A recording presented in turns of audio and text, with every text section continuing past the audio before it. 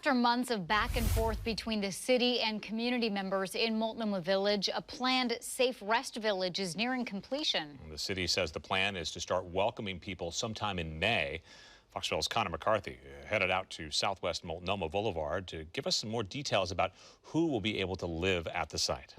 Well, right here behind me, all of these shelters used to be folded up, but as you can see, they're constructed and waiting for new residents. Now, the city says construction isn't quite done yet. Buildings for mental health services, communal spaces, and hygiene stations still need to be added. The city says the plan is to start moving people in sometime next month.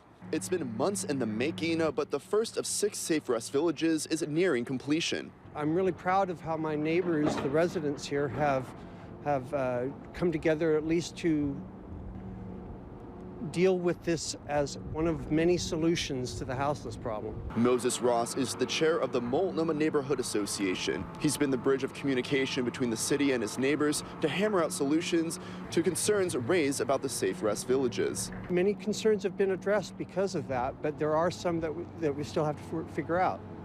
You know, and mostly having to do with just the vetting process, the application process of who goes in as a resident. Brian Apteker is a spokesperson for the Safe Rest Village program.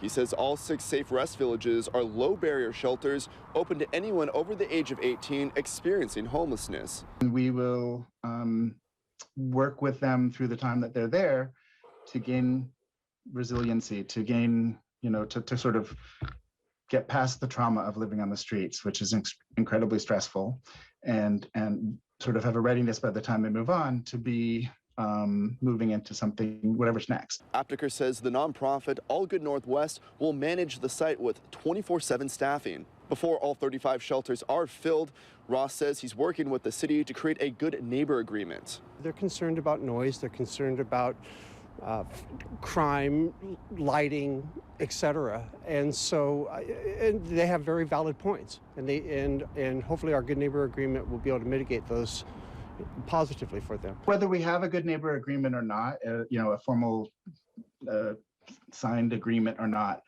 we would want to have lines of communication and giving the community members the name and phone number of the sort of front desk, if you will, at the village, so they can call and have issues addressed. Apteker admits that they were ambitious in getting all 6 Safe Rest Villages sites up and running.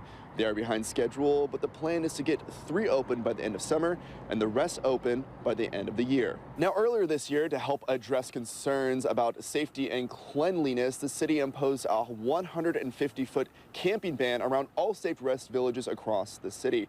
Now, despite this buffer, there are still some neighbors who are concerned about camping near these Safe Rest villages. I also did reach out to All Good Northwest today for comment, but they were unavailable.